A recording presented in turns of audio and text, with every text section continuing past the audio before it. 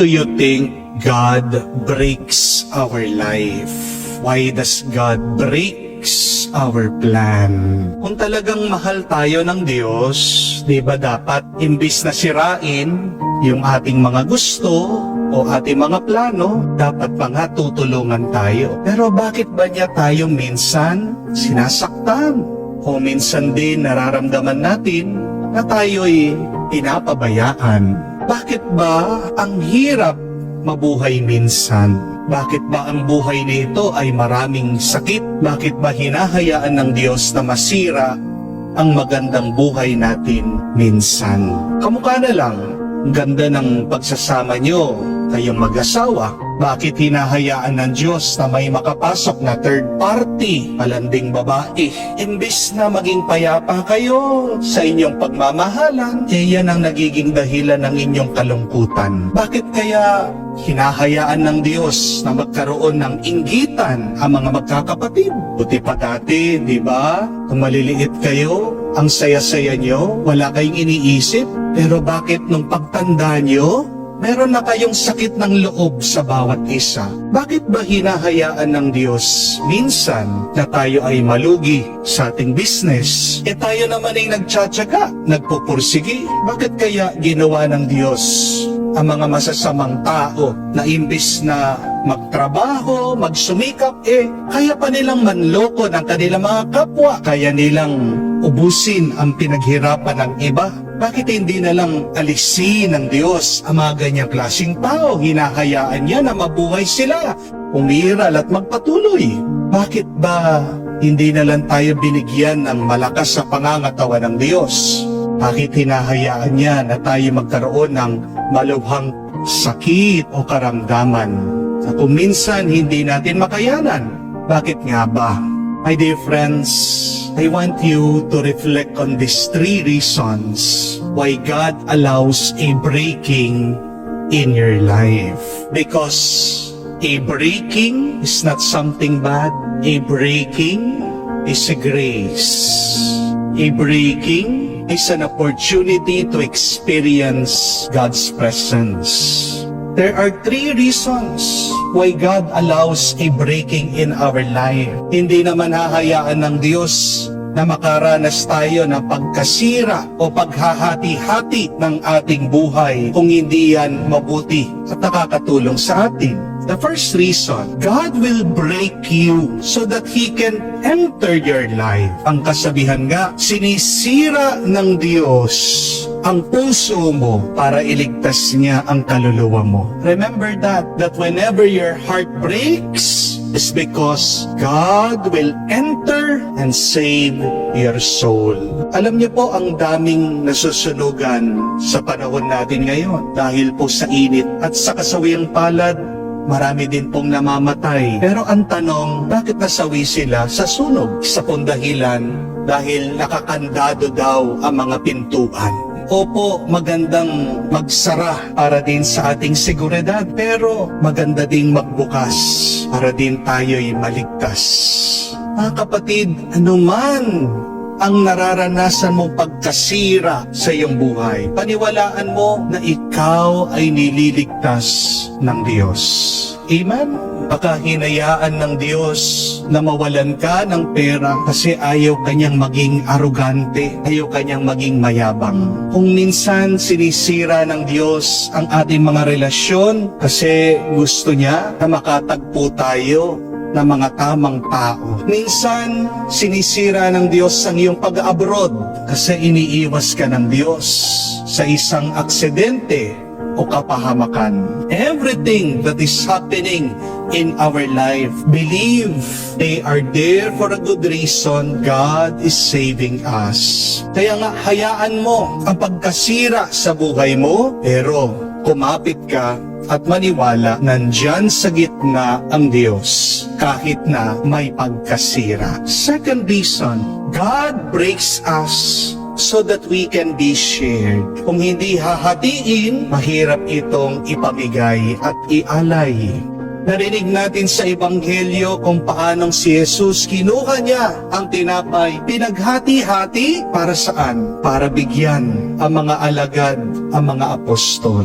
If Jesus will not break the bread, it cannot be shared. At ang tinapay ay simbolo ng katawan ni Kristo na kung saan sinira, pinahirapan, pinako sa krus. Pero may magandang dahilan bakit hinayaan yun ng kanyang Ama na nasa langit. Dahil sa pagkasira ng katawan ni Jesus, ito naman ay nagdulot ng kaligtasan sa karamihan. Jesus' body was broken so that His broken body can be shared to everybody for the salvation of our souls. Kung hindi hahatiin ng Diyos ang buhay mo, hindi mo maipamimigay ito. At ang buhay na mag-isa ay buhay na walang kahulugan at ito'y masasayang. Buhay na mag-isa ay buhay na hindi masaya. Amen? Ang pinakamalungkot na tao ay yung nag-iisa. Pero ang pinakamasayang tao ay yung kahit na wala siyang pera, binabahagi niya ang kanyang buhay. Di po ba kayo'y pinakamasaya pag kayo'y nagbibigay?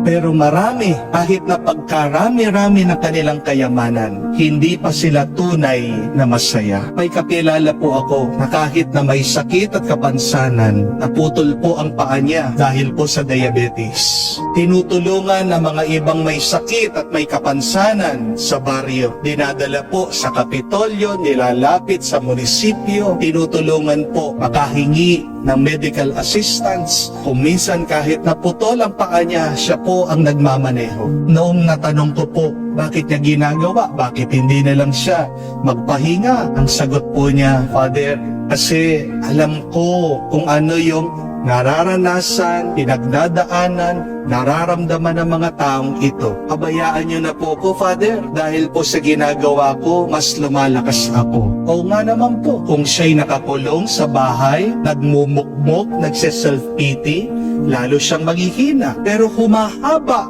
ang kanyang buhay. Bakit? Dahil nakakita siya ng kahulugan. At ano ang pinaka malalim na kahulugan ng ating buhay? Ay buhayin mo ito para sa iba. Selfish people will have a short life, but selfless people will live forever. Amen? Kahit na namatay ang mga mapagbigay na tao, sila pa rin ay nasa alaala, nasa gunita ng ibang tao. Ganon sila nabubuhay ng walang hanggan. Kaya nga po, hanggang ngayon, ang ating Panginoon, inaalala natin dahil sa kanyang sakripisyo, inalay niya ang kanyang sarili, binigay sa atin. So remember that, my dear friends, that when God breaks you, God only wants you to be shared. Pangatlo at kahuli-hulihan, that God breaks us because He wants to create something new. Tandaan niyo po ito, kailangan mong pisilin ang ubas para makagawa ka ng alak. Amen? Kailangan mong ilagay sa gilingan ang trigo para makagawa ka ng harina. At ang harina ay magagamit mo pa makapagluto ng tinapay. Amen? Kailangan mo munang humukay ng lupa para makakita ka ng tubig. Kailangan muna gibain ang bundok para makita mo at matagpuan ang diamante at ginto. So my dear friends, understand this, that when God breaks you, God does not really want you to be hurt, but God's breaking is His way to expose the treasure in you. When God breaks you, God creates something new. God exposes the best in you. Kaya kahit na masakit, daanan mo, tiisin mo, magpasalamat ka, maniwala ka. Pagkatapos, anuman ang kasiraan sa iyong buhay, may grasya dyan. Mga kapatid, kung anuman ang pagkasira ng buhay mo ngayon, kung ramdam mo ng pira-piraso ka na, tandaan mo, hindi pa yan ang katapusan. Hindi katapusan ng buhay natin ang sakit at pagkasira. Pero daan ng pagpapala ng pagkasira. Remember that when God breaks you, He's just bending you, and that is not the end. The breaking is just a bending. It is not the end. Kung kukuha po kayo ng flare stick, yung mga naglalayag sa mga barko, alam po nila ito. Para po masindihan ang flare stick, kailangan muna nilang hatiin, sirain, at dun po lalabas yung liwanag. Ganyan tayo. Sa ating pagkahati, dyan lumalabas ang ating liwanag. Magpatuloy ka. Tiisin mo ang iba't ibang pagkasira ng buhay. Ipahawak mo ang iyong buhay sa Diyos. Ano man ang sitwasyon at karanasan mo ngayon, siyang bahala. Hindi ka niya papabayaan. Dahil sa Diyos gagawin niya ang lahat para ikaw ay maging mabuti, maganda at mabunga ang iyong buhay. Magpatuloy ka. Paniwalaan mo that in God's breaking, there can also be a blessing.